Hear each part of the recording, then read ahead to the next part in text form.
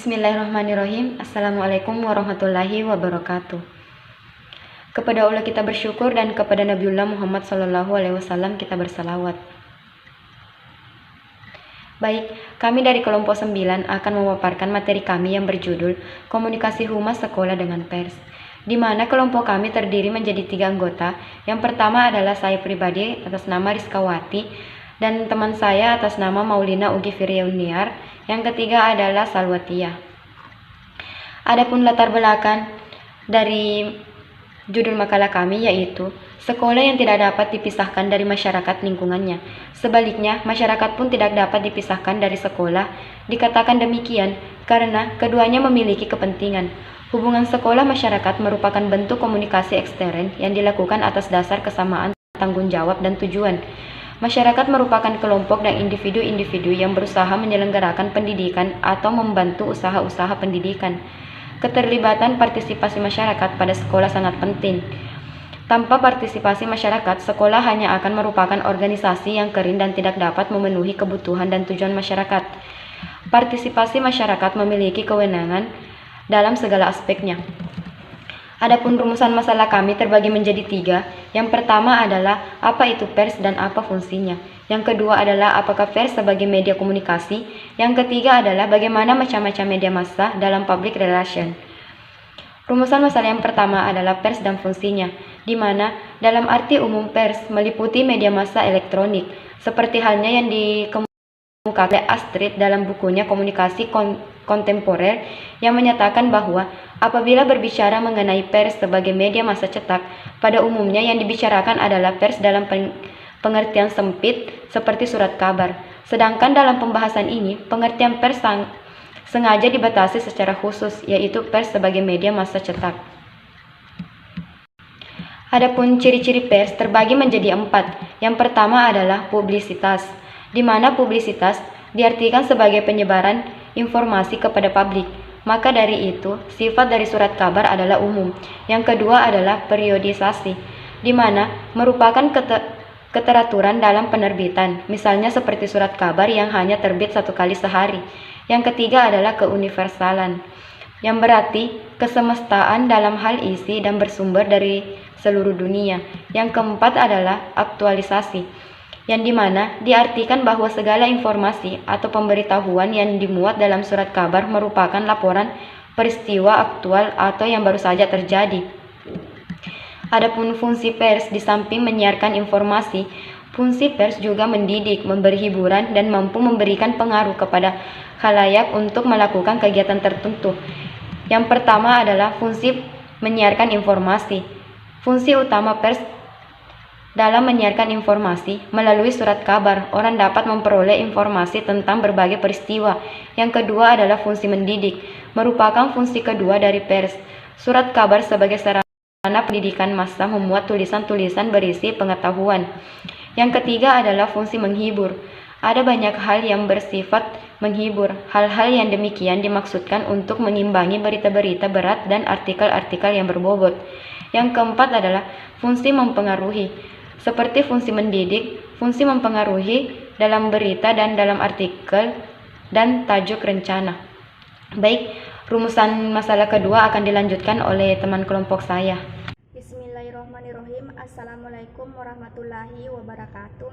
Perkenalkan, nama saya Maulina Ugi Firyauniar, perwakilan dari kelompok 9. Baik, di sini saya akan membahas mengenai komunikasi humas sekolah dengan pers. Baik, di sini saya akan membahas mengenai rumusan masalah kedua, yaitu apakah pers sebagai media komunikasi. Pers sebagai media komunikasi tergolong media visual. Media visual adalah publisitas yang digunakan untuk berkomunikasi dengan publik. Adapun kegiatan komunikasi di sekolah dengan masyarakat melalui pers yaitu penulisan dan pengiriman siaran pers. Siaran pers ialah penyusunan lembaran-bahan informasi atau pernyataan-pernyataan lembaga atau organisasi. Kemudian bahan-bahan tersebut dikirim kepada redaksi pers untuk disiarkan agar dapat diketahui oleh masyarakat pembaca. Suatu pers juga dapat digolongkan ke dalam kegiatan publisitas. Kegiatan publisitas pada hakikatnya adalah usaha untuk menampilkan lembaga atau organisasi melalui media. Keberhasilan lembaga organisasi dalam kegiatan pers dapat dipengaruhi oleh hubungan lembaga dengan pihak konstitusi itu sendiri. Monohito mengemukakan tentang pedoman dalam berhubungan dengan pers. Yang pertama, orang luar. Instansi petugas humas. Jangan memaksa agar siaran persnya dapat dimuat dalam surat kabar apabila dengan syarat harus dimuat lengkap. Yang kedua, di dalam pers, penulisan siaran pers tidak perlu terdapat kata-kata yang digarisbawahi. Yang ketiga, siaran pers tidak dapat disiapkan secara cetak.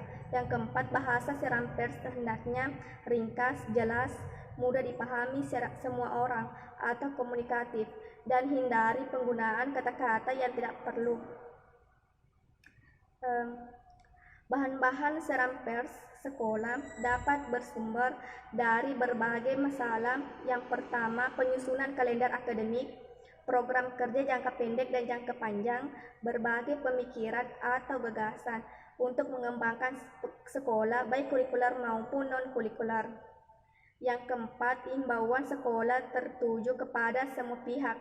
Yang kedua, penulisan pendidikan, media pendidikan. Berita pendidikan ialah berita yang bersumber dari sekolah, meliputi semua kegiatan atau fakta yang berkaitan dengan kegiatan pendidikan.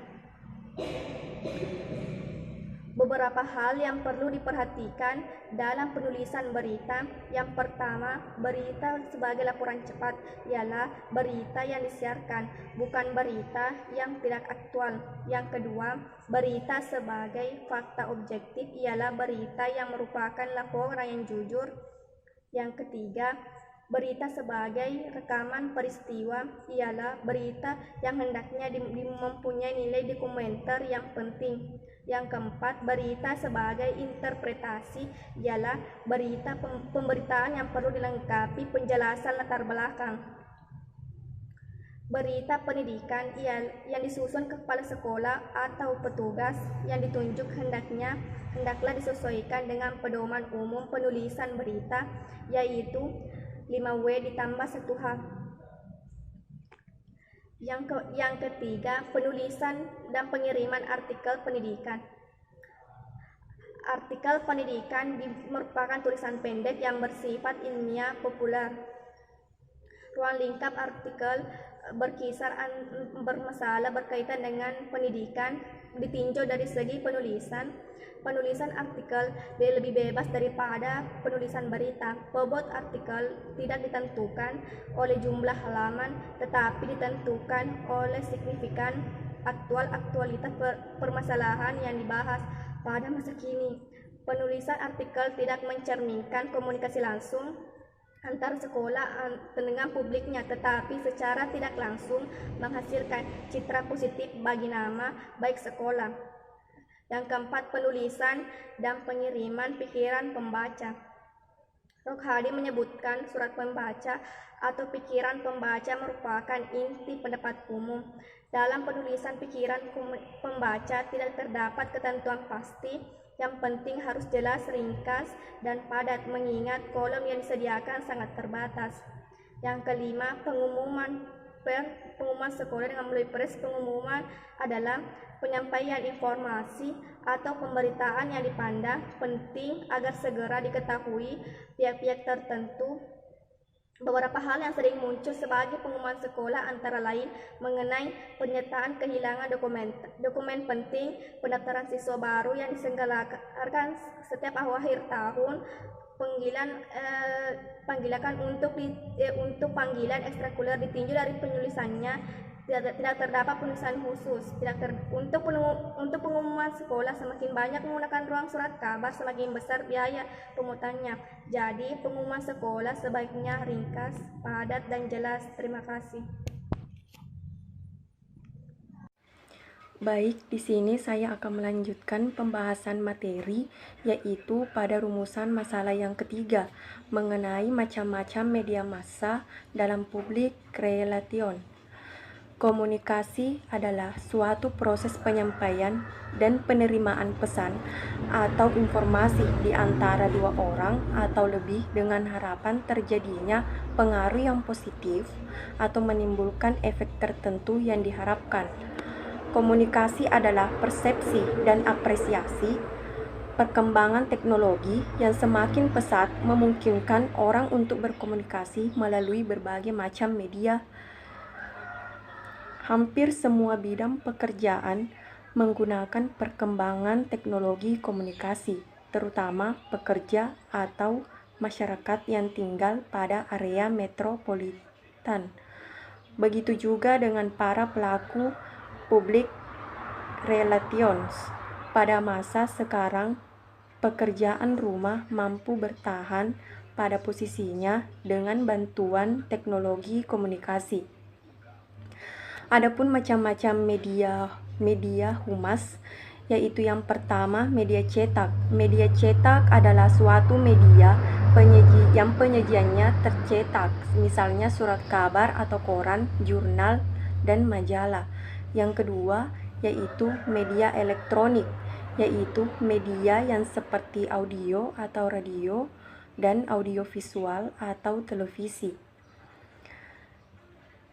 Yang ketiga yaitu special event, suatu kegiatan atau media pertemuan langsung, misalnya presentasi, diskusi panel, seminar, dan pameran. Yang keempat yaitu media luar ruangan.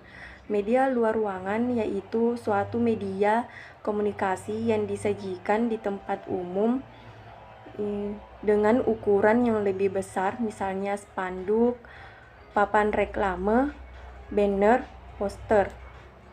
Yang kelima yaitu audio visual, seperti kaset video, film-film dokumenter.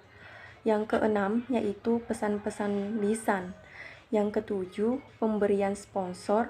Yang kedelapan online media, seperti website, media sosial, email. Menurut OMI Abdurrahman, media yang bisa dipakai dalam public relations meliputi media yang pertama, media cetak.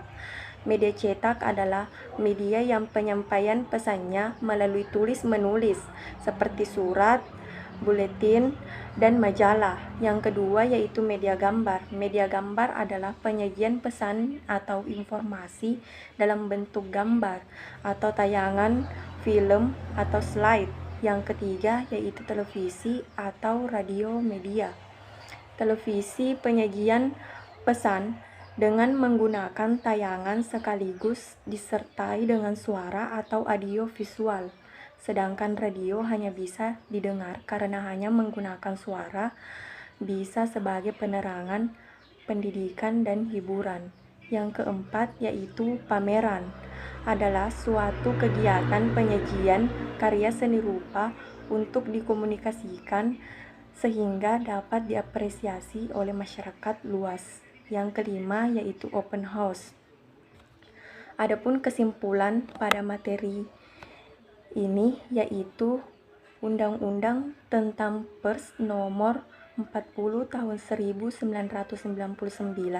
Pengertian pers adalah lembaga sosial dan wahana komunikasi massa yang melaksanakan kegiatan jurnalistik, meliputi mencari, memiliki, memperoleh, menyimpan, mengolah, dan menyampaikan informasi baik dalam bentuk tulisan,